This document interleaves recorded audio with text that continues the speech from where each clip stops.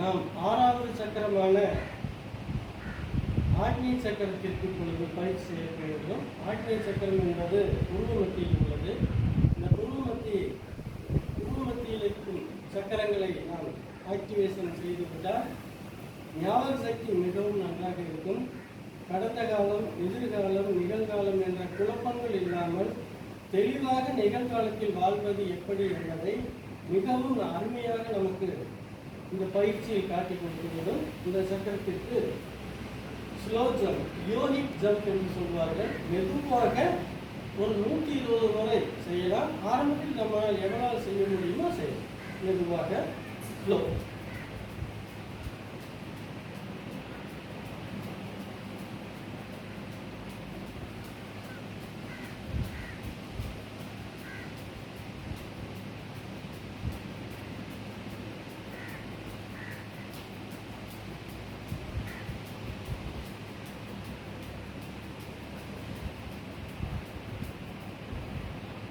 இந்த 3 டைப்பாக நம்ம ஜம்பையும் செய்து பார்த்தாலே தெரியும். ஆக்னி சக்கரம் விழிப்படைவதை நாமே புரிந்து கொள்ளலாம். இந்த சக்கரங்கள் ஆதார சக்கரங்களில் மூச்சு பயிற்சி செய்து நல்ல பலன் அடைய வேண்டும் என்று கேட்டுக்கொள்கிறோம். நன்றி.